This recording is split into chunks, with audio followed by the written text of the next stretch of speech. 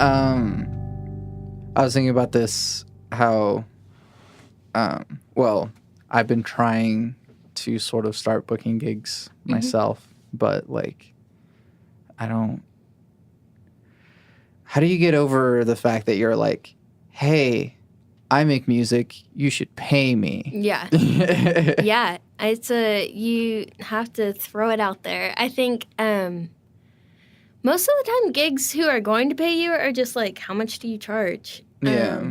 And you give them a price. If they don't talk money, they're not going to pay you, and stop that conversation immediately. Yeah. Yeah, so I think just like being upfront that you're serious about it and you're worth it, like making a solid EPK, which I'm sure you you have, and sending it out there, getting it out there. Because I also feel like, I don't know, it's really difficult nowadays being, I mean, I guess it's probably always been, but it's a different sphere before it was kind of like, if you get signed onto a label, like that's where your thing exists, and you sort of, that's promotion is built into the machine, right? But now it's like everyone is a product. Everyone right. is it's pretty freelance now that it's not the 1950s. Yeah, and I don't know, like, what do you think the future of that is? Is it just always going to be like, yeah, I just listened to this one person I discovered on Bandcamp, or are there still heavy hitters? Will there be a Taylor Swift of tomorrow? I don't know. I kind of like, this is going to sound pessimistic. I think we're all doomed. I think the future of music is one-hit wonders, and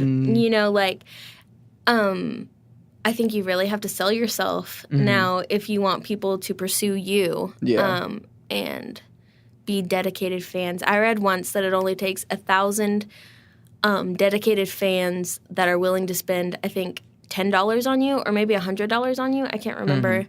And then you'll be able to be a successful musician. And I think there's a lot of things that aren't music related that take building that. Yeah.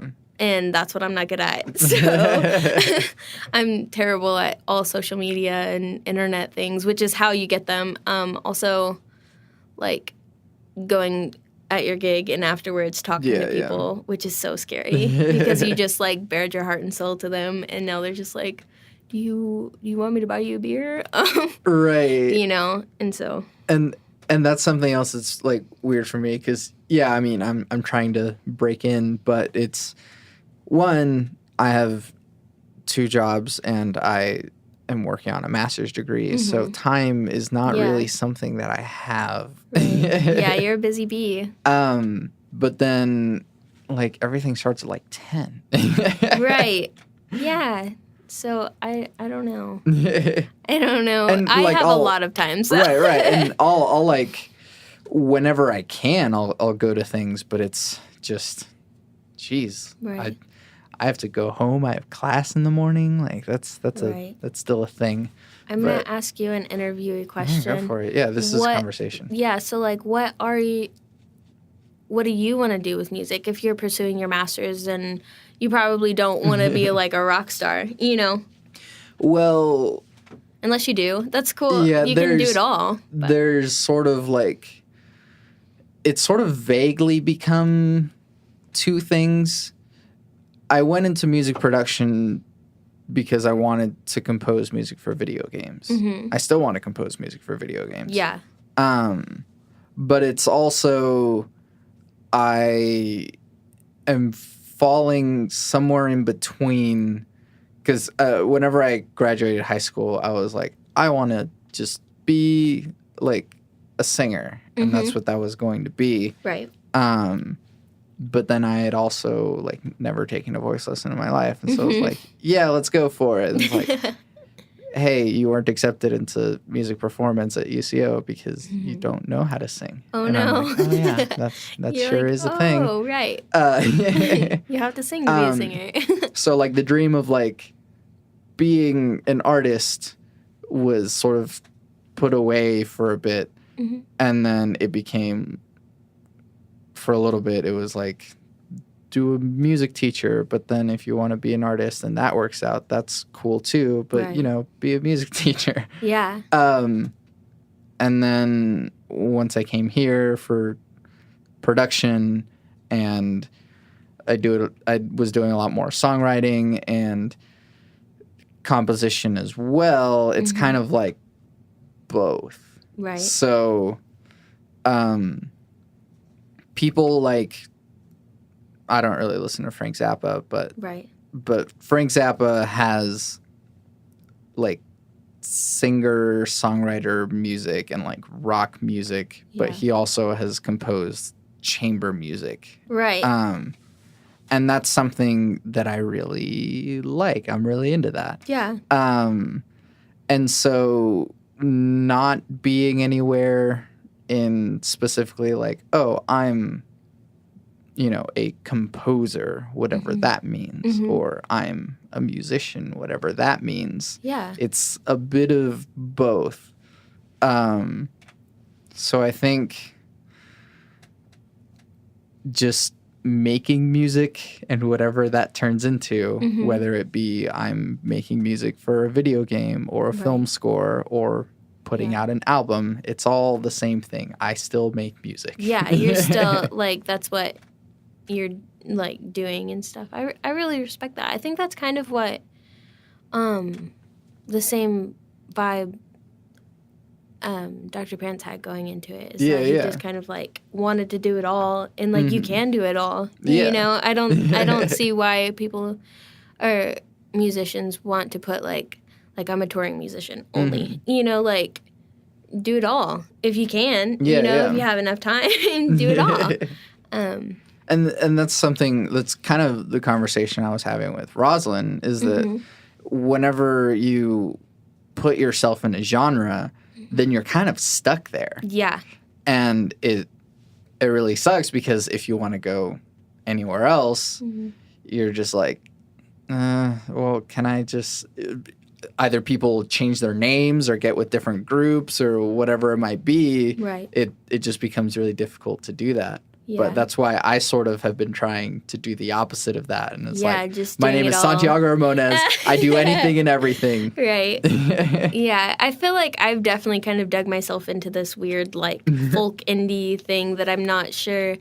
I would love to be an indie rock musician, but I'm probably not cool enough. So I definitely don't know enough on guitar to do it. Pretty sure every indie rock musician is like, oh, I'm not cool enough to like. Good, so I'm on the right track. Right. No. Like, Death Guy for Cutie has been like one of my favorite bands for a long time. But like, Ben Gibbard is still kind of an awkward dude. Mm-hmm. Like, he's been famous for a long time now, but he's still kind of an awkward dude. Right. Yeah, no, he is cool. I don't know. He is cool. Yeah, but he is just like I don't know. I think it's dope to see him on, like, I've never seen him live, but like Right. on videos and stuff to just kind of like be living in it. But I don't think that if you were ever like in an elevator with him and you were like, so how's your day? And he'd be like, good, fine, good. Yeah, exactly. know, like be super weird about it. Right, and maybe he's probably more used to it now since he's had to deal with, random fans that go up to him and be like, your music has touched my soul. And it's like, cool, we're beyond small talk right now. Gosh dang it, I just wanted to talk about the weather. Yeah. No. But no, that's actually the opposite with me. Like, I don't really enjoy small talk. Right. Like, I was a cashier at Sprouts for a little while. Oh my goodness. Yeah. And that is Just small talk. just small talk. Yeah. And well, I'm sure you know too. You cut Being hair, a hairdresser, that's all I get all day. And I'm actually, like, I know you can't tell because I'm talking really fast and like, but I'm super introverted. Mm. And so small talk is about as far as I want to go with some people. You Yeah. know, I mean, there's every now and then you get somebody who's just like good vibes and stuff, and like they're just like so aliens, and you're like, okay, this is gonna be a good day. Yeah.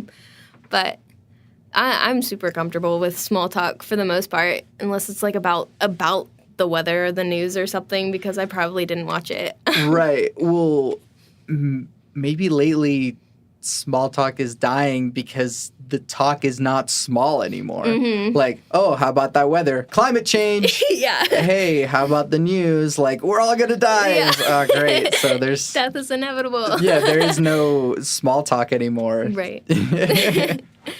Yeah. But I mean, I'm sort of incapable of small talk now. I have a podcast where I talk to people about deep shit, so... Just skip it all and go straight to the good stuff. Yeah. Yeah. But since you brought it up, aliens? Aliens? Hell yes. Why would there be... I think about this a lot, so this is kind of embarrassing. Go for it. But, like, we're in a universe, and there's probably other life in this universe, but, like, what are black holes? What is everything? You know, like, there's probably a completely different universe, and I kind of believe in, like, parallel universe, or, like, you know, like, or... You know, the upside down or whatever. I kind of think that's maybe not with aliens and stuff like that, but like, I don't know. Who knows? It could be something. Or like maybe there's 14 other Maddies doing a podcast right now doing a much better job. I don't know. Yeah. I think aliens are real. I think everything. Do you know about multiverse theory? I don't. So multiverse theory is basically like there's an infinite number of alternate universes. Oh, really?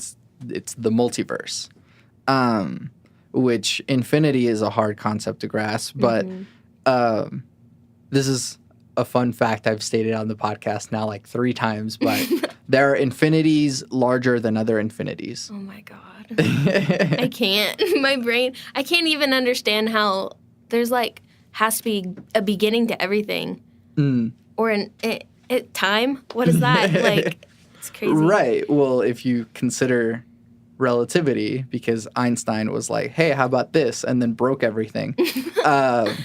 Because relativity is, like, it's just a formula. It's just E equals mc squared. But what it says is that time, not necessarily, but time moves differently with different energy. Yeah. Yeah. So time goes by slightly faster on the sun than it does on Pluto, for example. Weird. There's more energy near the sun and more mass. Oh my god. And so time is relatively faster. So, okay, I have a question. If you weren't getting burned up alive on the sun, would you be aging super quickly, you think? I suppose, yeah. I mean, it depends how relative, because once you're getting to, because the sun, in the vast expanse of the universe, the sun is not that big. Right. It's huge to us, but it's not that big. Right. But to some of like the biggest stars or whatever, you could just be like orbiting one of the biggest stars, and you won't be aging necessarily rapidly. Like you'll be perceiving time the same way, like normal. Right. But whenever you would go back to Earth, it'd be like so many years. Yeah. Wow. Yeah. Oh my gosh. Have you ever seen Interstellar? Yeah. Wow. And that's what they were... Blows my mind. Right. Yeah. Because they were in between 2 black holes, and so there's a whole lot of energy and mass near black holes. Right. Or was it suns? It doesn't matter. A lot of energy and mass. Right. And so every minute spent on that planet was 7 years in Earth time. That's crazy. That is so crazy. And that's scientifically sound. So, I mean, and like, okay, so I'm not saying that I would ever go to space or that, like, I don't know, maybe you would go to space, but like, would you jump into a black hole? Because I kind of feel like I might. If I was done, I guess. Yeah. I know you mean, like, don't know. Like if you were about to die. Or, yeah. Well, if I'm like, all right, so I'm like, 112, whatever. Since medicine's going to be whatever at that point. It's like, I feel pretty good. I'm good to go. And if I have the means, like, sure. Yeah. Let's see what's up. Right. What if you jump into it and then I don't know, you're like, next thing you know, you're coming out of another mom's vajayjay. Yeah. And then, like, it all starts back over. I don't know. That's where religion kind of gets all, exactly. like, crazy for me is because I'm very, like, one of your 3 things. Maybe I'm wrong, but I don't know. Who's God's God? Does he have one? Yeah. But I feel like that was really off topic. I don't remember if I've talked about it on the podcast before, but I did do a short one that talked about time. And so in the 4th dimension, time is a constant sort of spatially, if that makes sense. So we only experience one point of time ever.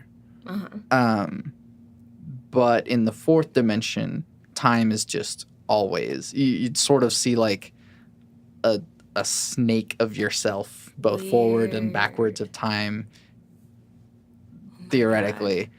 I would love to experience that. It's like, that would be awesome. But people have sort of had thoughts about how God here is a 4th dimensional being. Yeah. Who is able to he or they experience time from beginning to end and see it as a constant. Right. And so, yeah, you're here then, but you will be here also then. Over there. Wow. Oh my God, I think you just broke my brain. I think that is God. Oh my gosh, that's crazy. I think he probably is a 4th dimensional. Wow. Yep. Right, but then there's more greater dimensions beyond that. Are there like 80 dimensions or like infinity? It's hard to conceptualize. Yeah, my brain can't do it. Dimensions like we have them are directions. So whenever you move forward or backwards, that's like depth. Whenever you move up and down, that's height. Whenever you move left or right, that's width. So we have those things. Right. I'm doing a hand thing on a podcast, which is audio. That looks pretty cool. Yeah, I made a 4th dimensional cube with my hands. You can't prove it, Yes.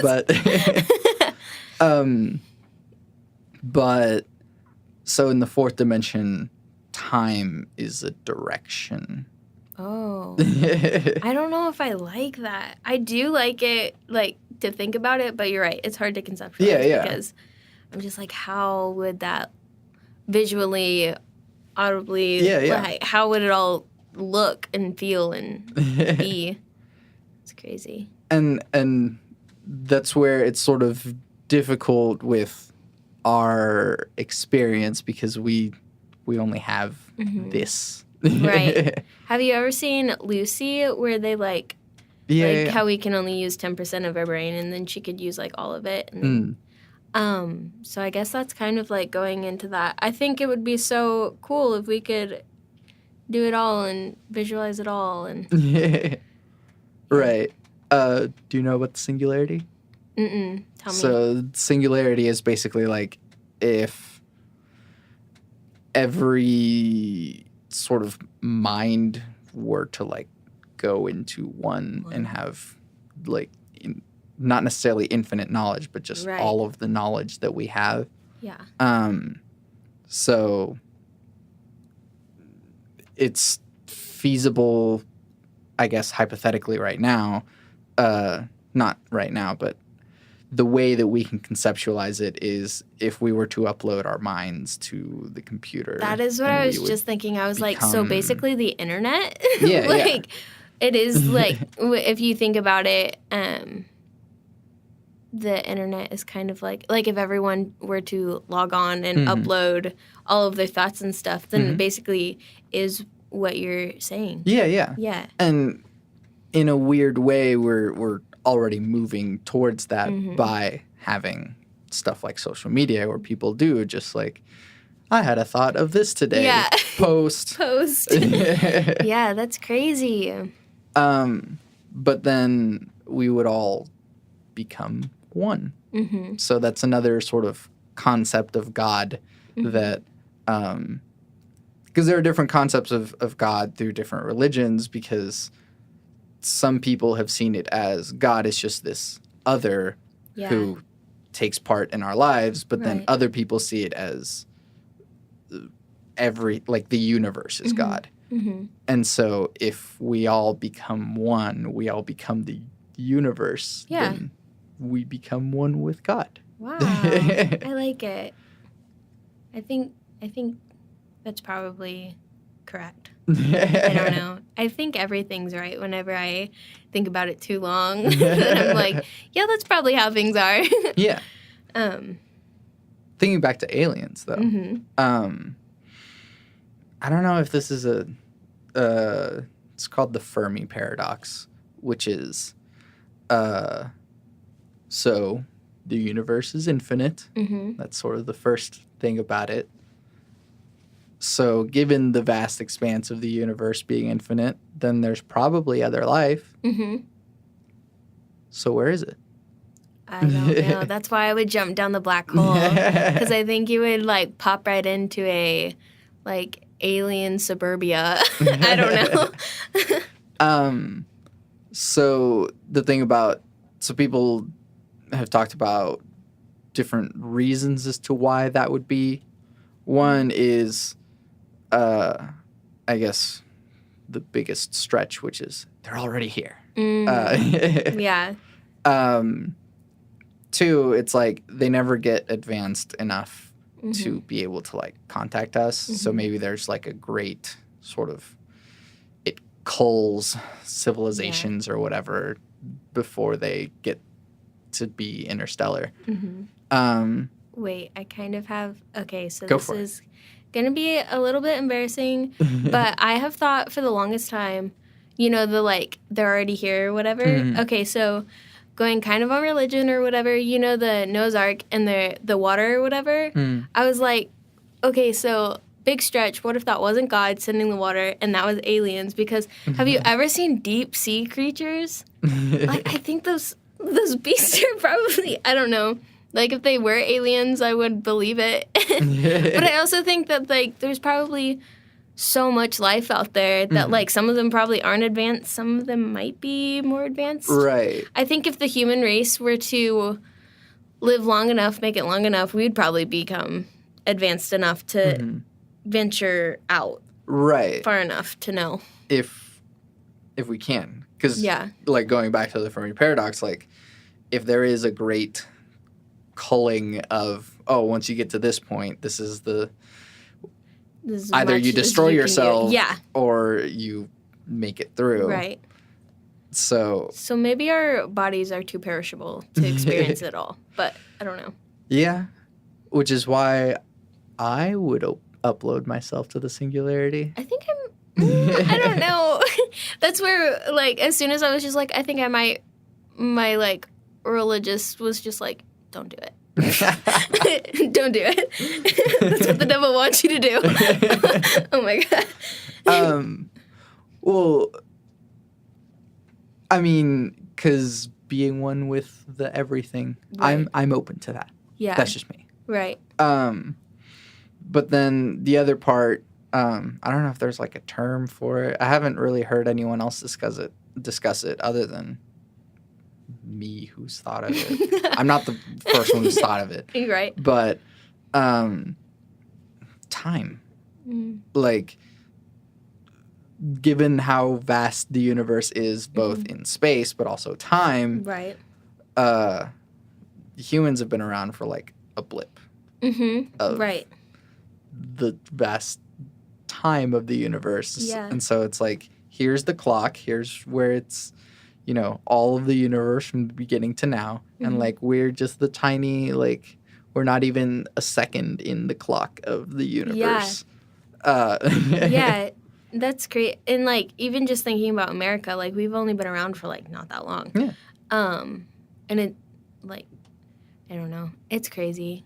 I think, and, like, also, what if we're not even the first, like, we're over here being, like, if some people don't believe in aliens, they're like, no, that doesn't exist. What if we're not even, like, the first life to be in our universe? Yeah, you know, like, like, if you believe in the Big Bang Theory or whatever, which, like, I don't know. I think the first part of the Bible could line up with maybe even the Big Bang Theory. Yeah.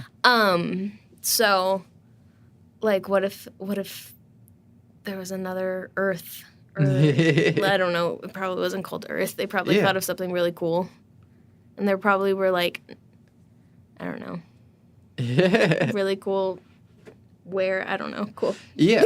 Well, there's actually other stories and sci-fi and stuff. The 60s and 70s were really good for science fiction for whatever reason. So.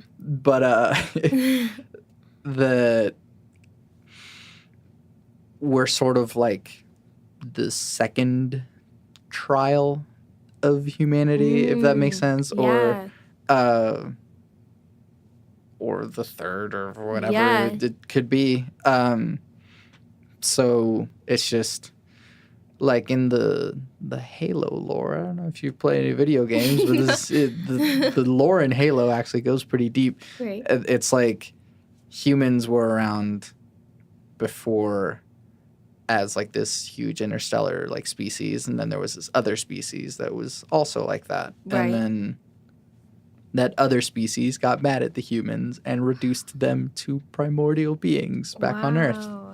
But like Earth had already been established as this like highly technological whatever. Thing, and, I'd believe it. So I mean, anything is possible, I guess. That's kind of where I'm at. I think every like anything that we can think of is probably out there somewhere. I don't know. What have you been listening to or watching or again playing, if you play any video games, that you want other people to know about? Trying to think. On the science fiction thing, I think if you haven't watched Stranger Things, you probably should. Yeah. Have you watched it? You like it? Yeah. I think that show's amazing. I think all of the actors are amazing. I'm trying to think of, like, I really don't watch that much television. I really like old romantic comedies from the 80s. So that's kind of what I've been into recently. But, like, music-wise, I've been trying to branch out some. I'm tired of what I've been listening to. I'm very lazy when it comes to finding new music, so I'll just let Spotify play new stuff for me. And then if I, like, recently I've been listening to a lot of local artists just because I'm like, if I don't support them, who's going to support me? Yeah. So have you ever heard of Samantha Crane? Mm-mm. You haven't? Okay, so she's like, I think she's getting more into indie. She released an album in 2017, that was more indie rock, except there was some like slide steel guitar and stuff like that in a couple of them. But she's more like a folk indie rock type thing. And she's fantastic, and her songwriting is really good. But I'm so lame. I stick with, like, the stuff that I do. You know, like, I've been kind of listening to a lot of Nathaniel Ratliff. Do you know? Ratliff? I think so. And the Night Sweats? Yes. They are best band on the planet, probably? I don't know. I think... Them's fighting words. Yeah, they are. I think they're amazing. And Caden actually, well, I think Caden and Roslyn both kind of ganged up on me. We're just like, you're not listening to him? So now I'm listening to him, and I think he's the best thing ever. So, what about you? What have you been mediating? I fell back into Sunlux. It's like... I first heard of Sunlux because of Sephra. Oh, really? Because I think, like, one of the first days of, like, class here, she was like, I really dig Sunlux. And I'm like, I wrote that down. Yeah. But I'd like written it down and never got back to it. Mm-hmm. And then she like said it again at the start of another class. And I'm like, man, she really likes Sunlux. Yeah. And I wrote it down again. And then at one point, I actually listened to Sunlux. And I'm like, whoa, this is really good. Is awesome. I can see why that is. Yeah. And that actually kind of falls into the whole like composer musician sort of thing. Right. Sunlux sort of sits in between that too, in that it started out as one guy, Ryan Lott is his name, and he's a classically trained pianist, but his first album is really overproduced. That's usually a negative term. Yeah. But he did so much with the sounds that made it really unique. I'd love to listen to him. I'll have to write Sunlux. Yeah. Sonlux. Got it. There's a space, but okay. And their new album came out this year. As soon as you spelled it out, I'm just like, I think I've listened to like one or two of their things. Right. Well, the other weird thing is that other like bigger artists sample them. Fall Out Boy sampled them. Halsey sampled them, and I think Lorde did too. Yeah. And they also have a version of a Sunlux song that Lorde sang. Really? So wow. Yeah. That's cool. But Sunlux does just crazy stuff with production and composition and instrumentation and everything. That really tickles the composer mind and the artist mind. Right. You get your fill. Yeah. And then Moses Sumney, who he is this artsy as hell black dude that just like he sings mostly in falsetto and he has a beautiful voice. And that is, you know how like we call musicians artists, but right. Yeah. He is an artist. Yeah. Yeah.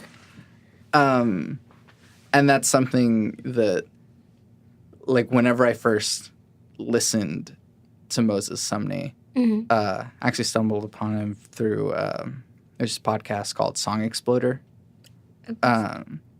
That's a really cool podcast if you're not already listening to it. It's just like even if you don't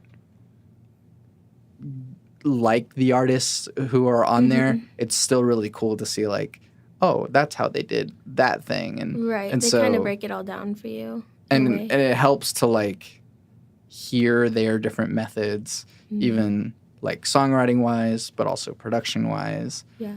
Because they'll like, oh yeah, I first thought of this song whenever I was blank. And it's like, oh, this, chart topping artist wrote this song the same way that I write songs. Yeah, that's pretty cool. Knowing all the methods is so good. Like whenever you are struggling to be creative, I think knowing different methods to try out is always, it breeds creativity. I think. So yeah, it's a good podcast. And then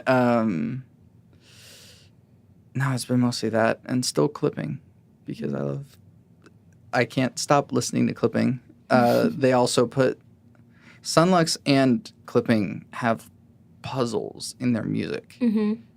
It's weird to say, but there's with Sunlux, there's a melody from his first album that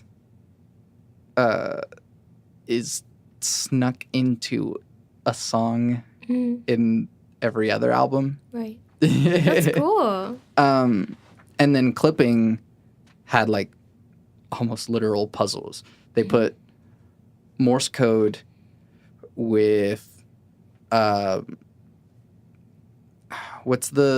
like a term for like military like letter speaking like Alpha Romeo. Yeah. Yeah. Yeah. That was weird. They had a track with that. a track that had Morse code, and one of the songs says the keyword to the Vigenère cipher of the thing. So it's Oh my gosh. they put puzzles in the thing. Yeah. And people have already like figured it out mostly. Right, and posted it and ruined it for everyone. Right, but still, like, clipping is genius. Yeah, that's really cool. I don't think I would ever think to do something like that. So that's really cool that they pursued being different and putting puzzles in their music to keep it interesting.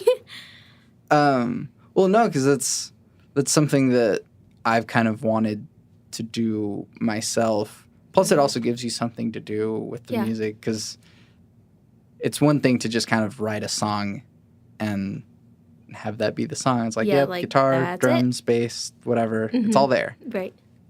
But then the artist that really like makes something kind of the next level, it's like, oh, hey, there's thunder sounds and darker days that really like makes it feel a lot more fleshed out. There's train sounds and the thing like and I appreciate that about your EP. But like the artists that go the extra mile to like put something else in there and make it more than just music, right? It becomes an experience. It becomes something better than that. Yeah, I agree. That's important as a music consumer to be able to experience. And also, like, as far as, like, lyrics and stuff, like, listening to a song that, like, I remember in songwriting, I feel like all of my experiences happened in songwriting.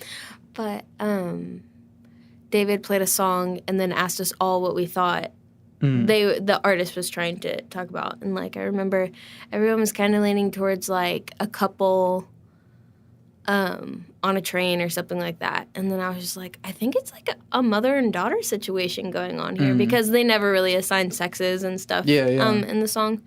And so I think that's – and that made me want to be, like, a better songwriter and just, like, write shit that is open – for whatever you need as a person to so I think that it's really cool that even that you are seeking out people who do that more. Can we talk about songwriting for a little bit? Let's do it. Let's get into it. Because I relate to the way that you write songs a lot too, because I mean I'm 22. I haven't had very many experiences myself either, so I'll just tell stories and make something up. And so I feel like I've had the thought, but I haven't implemented it enough. I really like whenever songs change like one or two words in the chorus and it like changes the whole meaning. The whole thing. I would love to write just a hard-hitting song like that, you know? Like, I'm really big on writing music that kind of, or at least now I am, like with Avon Lady, the song that I have written recently that's not anywhere, and I'm sorry. I wish it was, because I'd probably listen to it, which is cheesy, but the verses and stuff are like, or the first verse is, she's knocking on your door. I can't even think. But, like, everything's just like, what's going on? Like, why is this? And then, like, whenever the chorus is very upfront and, like the Avon lady killed her husband in the Navy, you know, like it's very just like, oh, holy shit. Like, that's what that was all about. So I'd like to get more into it and just write a song that just fucks people up. You know? And that's something that I find myself doing sometimes too. It's that either I'll be really upfront and then sometimes I'll just, how can I make this as vague as possible but still have enough of the words there to be able to that somebody is just like, oh. Wow. Exactly. And because, I mean, there are some, like, my favorite band is Radiohead. but I don't know all of the words to all their songs. Yeah. And that's kind of not really the point either. Yeah. But their lyrics are also just so weird that it's just, I don't know what the song is about. Like, there's so many songs that I've listened to, like, on repeat so many times by them, and like, I still have no idea what it's about. Speaking of Radiohead, I'm not I've listened to a couple of their stuff, but I'm not, like, I couldn't consider myself, like, a big fan. But even just their most popular one, Creep, that's, like, the I want to have control or whatever, you're like, control over what? What is he saying? You know, like I think that one's more pointed and, like, targeted towards, you know, like, it's not so much open up for interpretation, but their lyrics are still vague enough that, like, whatever you kind of want to have control over your life, you're just like, oh, okay, I get that. He probably means that he wants to end taxes or, you know, like, not at all. But but I feel like they're just vague enough to be relatable and to be able to connect yourself. That's something I realized about Linkin Park is that all of, at least earlier Linkin Park, all of Linkin Park lyrics were vague enough to mean anything. Right. And I think almost intentionally so. Yeah. I hope so. That would be, I don't know. I think that makes a writer turn from just like an okay writer to exceptional. Right. So I hope they were, you know, the 8th grader inside me that rocked out to some Linkin Park is like, well, I hope so, because I was able to connect to that whenever I was 13. Right. You know? But then it's also different stuff. Like, it's weird. It's different layers of songwriting, because sometimes you do want to be really vague, but then other times it's whenever you are really pointed and direct, it's like that really hits hard too. Right. And for whatever reason, I can't think of an example right now. But also sometimes songs are really pointed and direct for you. Mm-hmm. Like, maybe, oh, this thing happened, and I remember that the glass was turned over on the coffee table, and, like, the blue liquid was spilling everywhere. It's like, what is going on here? And it's like, no, but for you, that memory was, like, right there. Right. I just made that up. That's not a memory. Yeah. Blue liquid, what?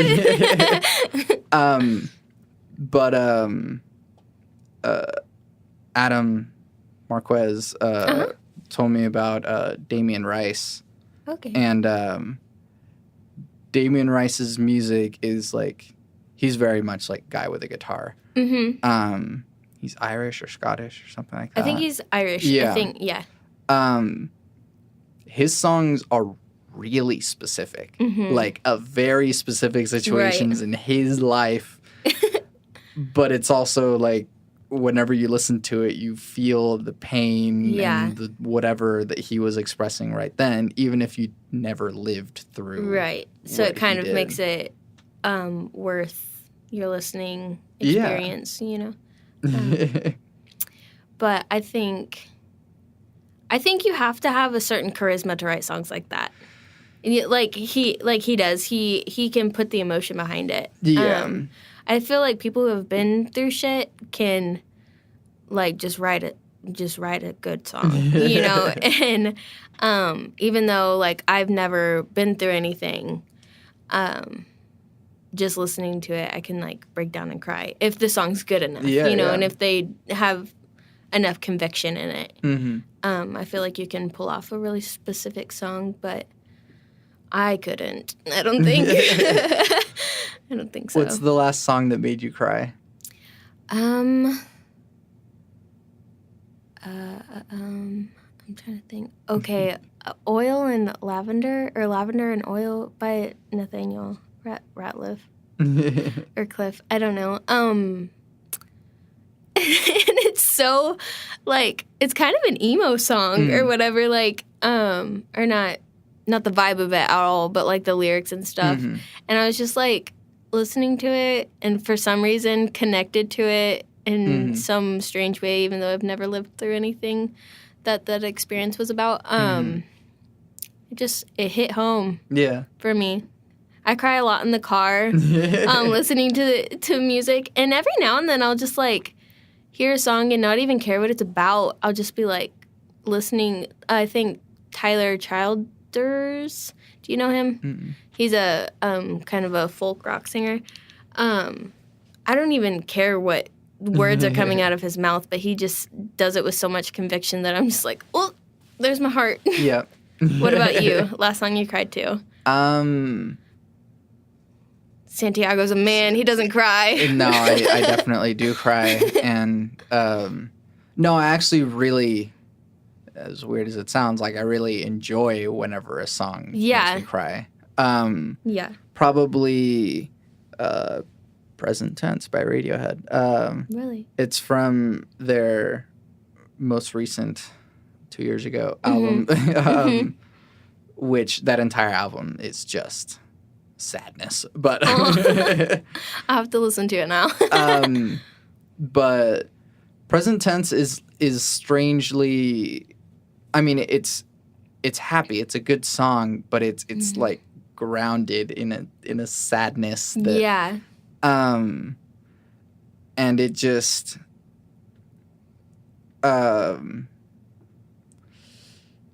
in the like bridge of the song he says, "In you I'm lost. I won't step out when the penny drops. I won't stop now, won't slack off, or all this love will be in vain." And that line like really hits me hard. Yeah.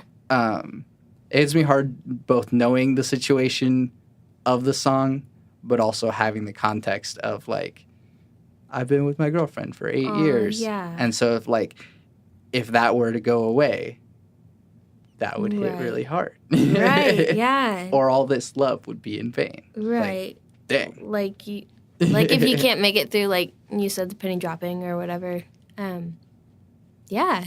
I think that would probably, if I was in an 8-year relationship, that would probably hit home with me.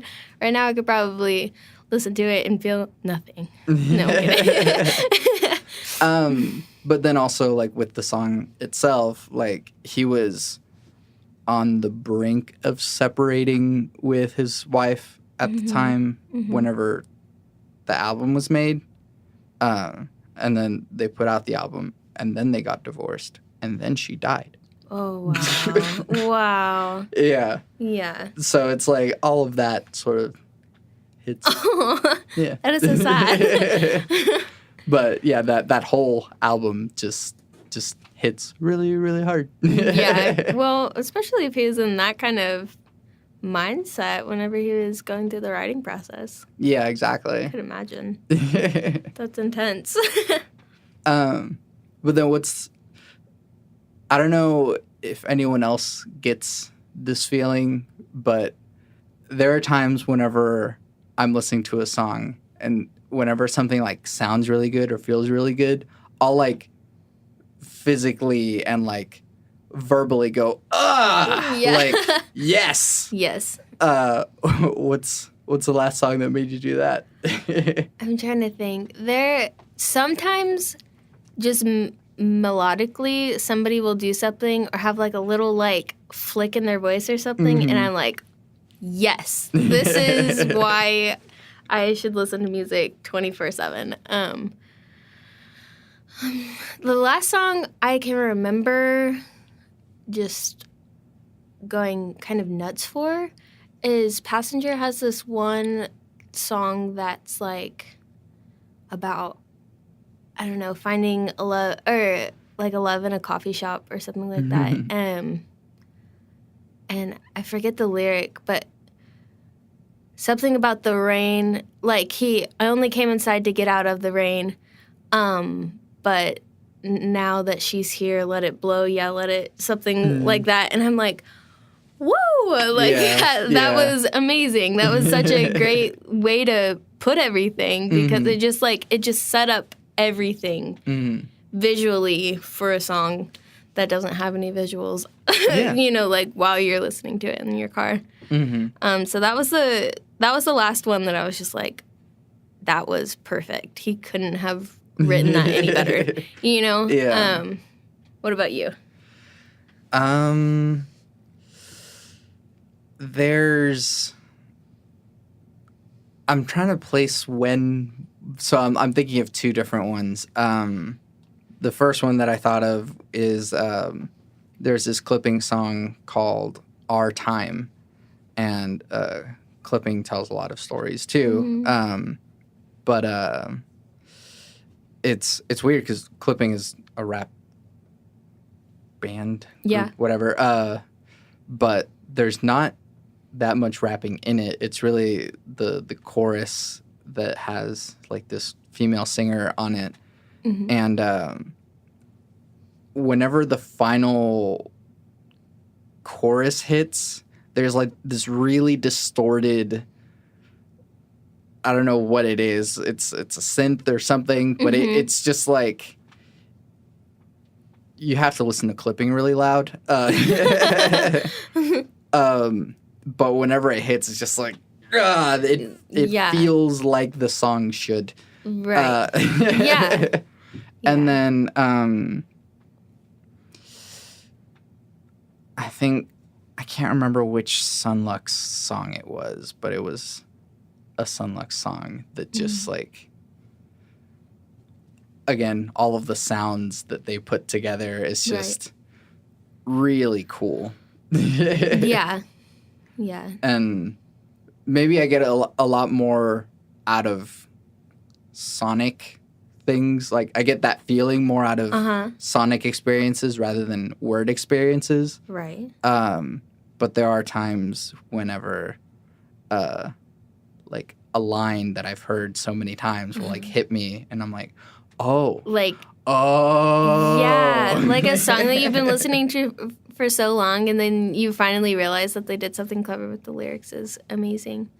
But I get it most of the time with like melodies and stuff too, or instrumentals, but I've never, like I can't, it's just so quick that you're just like, oh my God, it like makes you feel just pure happiness whenever something happens melodically, but I can't think of like any specific song. Yeah. You know, because it just kind of, I think you have to be in the right mindset too to be like, wow, that was freaking great. Yeah. But I don't know why it's always like love stuff that hits me really hard. Because you're in love. Yeah, I guess. But there's but it's always like a lot of context to it because it's never just the words itself. It's like everything surrounding it that makes it that much heavier. Right. There's a clipping song that the onboard computer on a spaceship falls in love with an escaped slave on the ship. It's a weird story. But like at the start of the song, she's like reporting back to like whoever is supposed to be in charge. She's like, warning, mothership reporting, like this guy is taking over the ship. But then by the end of the song, like a lot of time has gone by and she's like, hey, everything's fine. Do not pursue. And if you do, I will have no choice but to destroy you. And then the line, this love will be defended at all costs. Do not fuck with it. Yeah. And it's just like, ooh, ow. Right. Yes. Felt that one. Yeah. And I'm sure that goes for everyone who is a music listener, which is probably everyone. Yeah. That, like, you have to be in it to feel it the right way. Yeah. Unless it's something like just a feel-good song, then I think everyone... Well, I don't know. You like, if you were depressed and you were listening to a feel-good song, you'd probably be like, this is trash. I want to listen to Adele. I think for me, a band that gets me the most is... why am I forgetting their name? They have a song called Shark Smile. That's all I can't... Big Thief. Oh my gosh, I hate myself for forgetting that. Do you listen to Big Thief? You don't? Okay. They have just so many, like, their lyrics are pretty weird, and it's kind of like Shark Smile, what? Right. But they, whenever the song calls for it, they'll do like just this crazy like electric guitar thing that I'm like, this is why I'm in music. And this is amazing. And I think I can be in any mood and listen to Big Thief and be like, this is perfect. This is great. Is there a song that you've made that you feel like could be that for someone? Oh my God, I hope so. Like this is your time to like brag, like this song is the shit. Right. I feel like Swim personally for other musicians, after I finished it, I was like, if I ever make it, you know, and like many people are listening to my stuff, I hope this song can be like a motivator for a young girl wanting to pursue music because like my favorite line, and so I feel such a dork bragging on myself. No, but I told you to brag about yourself. But my favorite line in that song is, and I'll be real nice, act like a woman should, except for saying a few words only a sailor could. And after I wrote that, I was just like, that is relatable to me, but I hope to God it's relatable to somebody else because, like, such a thing that's been a theme in my life is how a woman should act and stuff and how you should be as a girl. And I just want one person to be like, you know what? Like, I can relate to that. And I feel like at my gigs and stuff, whenever I get some smiles or laughs or giggles during that line, I'm like, oh, yes. Yes, exactly. I love that. I don't think melodically I have reached the skill set that I need to give that to somebody, though. I don't think I can write. I mean, maybe. No, I don't. I think my voice is unique enough for somebody who listens to it and has never heard me speak or know me or whatever. Maybe to be like, wow, that's really good. I hope. But I haven't reached it melodically, and that's the next goal as far as like practice time and stuff for me, to just get really freaking good at hitting people with my songwriting. Or not the songwriting, but like the melodies. You know. But yeah, I think Swim. Have you ever listened to Swim? I've listened to your EP more than a few times. Yay. So should you, listener. But I think that's the one that, after it was done, the reason why I put it in was solely to hit somebody, you know, other than myself. Because there's a lot of, like, stretches. Like, I didn't leave home, but the chorus is, I'm leaving, never looking back, you know, something like that. And I don't think I ever could leave home. I went to Nashville in the early spring, and I was like, this is terrible. I hate this so much. Like, and it was only for it was like for 6 days. And I was like, I could never do this. This is not for me. But I think if I ever went on tour, you know, it'd be different because I would be doing things that I liked and spending time with people that I like. Not that I didn't like everyone in Nashville, if you're listening. I don't know how broad this bit depth community is, but if you were in Nashville with me and I went to like a songwriter retreat, there were just some folks there that wanted to hit it big, and I was like, oh, I hate this. Yeah. But so I don't particularly super relate to Swim, but I really, really hope somebody else does. Yeah. Yeah. I'm trying to think if I have a song that's out that does that, but I don't. It's a song that I perform, but what are themes in your music? Do you write a lot of love songs? I can't write love songs. I don't know. Love songs are hard. Yeah. If you're not in the pop or country community, I think love songs are hard. So far, it's a lot of like hypothetical situations or characters or something. So like one of the first songs I ever wrote was like I heard this story. I think Tom Hanks was on a podcast telling about how there was an argument at NASA about whenever they changed the logo a little bit and people were upset about it. And so I extrapolated that situation into like a whole bigger thing, as if like NASA shut down because they were like changing the logo. Right. But like that's a really old song. Yeah. But now it's turned into more like I wrote a song from the perspective of a drug addict. Right. And I've never been a drug addict, but I've written one from the perspective of a drug addict. Yeah. And I feel like that song's called The Vicious Cycle. I feel like that one, I really get into it. And I feel like that one hits hard.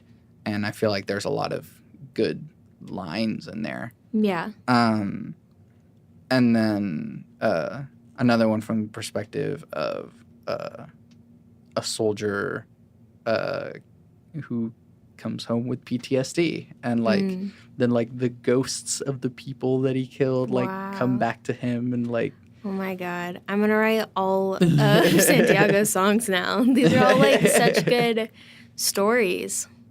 But that is a lot of where it's been coming from. I just try and find something like, ooh, that's interesting thought to follow. Go on with that. Right. But it's a little bit, I think I'm trying to make it more than just telling a story, but always relating it to like something like, hey, we could be doing this better as a human race. As everyone. Yeah. Yeah. So, I mean, like the song's called Trauma from the point of view of the soldier. It is kind of like, hey, like, why are we doing this to people and just having them come home and not be able to deal with anything, all of that mess. Yeah. But yeah, that's a great perspective on the whole thing. You know, I feel like there have been many songs about war that few have been from like after the fact. Most of them are like during it, you know? Yeah. So like that's pretty cool. But yeah, I think, yeah. Thank you for doing this with me. No problem. It's been a lot of fun. We ran the gamut from trying to get gigs to space and songwriting. Yeah. It's great. Yeah. Covered all the bases today. Where can we find you and your things? Yeah, find me on social media at Keathley Music if you want to. If you want to find my EP, Mama and Pops, you can stream it or you can download it. You should download it and purchase it from Apple Music, Bandcamp. You can stream it on Spotify. Just look up Keathley. Ooh, I should spell Keathley because it was spelled at a gig just recently so terribly. So it is Keathley. How can someone... Like, I mean, I guess they so can, it was spelled Keithlly. I think they just were like, how do I spell Keith again? And then they spelled Keith, and they were like, Lee. This is easy. You know, like Keith. Yeah. Keith Lee. Yeah. It was a lot to handle. But yeah, find me anywhere you want to find me. Cool. Yeah. So... Again, thank you for doing this with me. No problem. I'm Santiago Ramones. I'm Maddie Llewellyn. You can find everything that I do on my website, santiagoramones.com. You can listen to this podcast through Apple Podcasts, on YouTube, on Stitcher, or through my website. And all of those things, you can leave comments or reviews, and you can say nice things. And I also have music. You can download or pay for my demo called Songs with Words. I always end my podcast with my 3 things. They shape my life philosophy. Those 3 things are: love never fails, it's going to be okay, I might be wrong.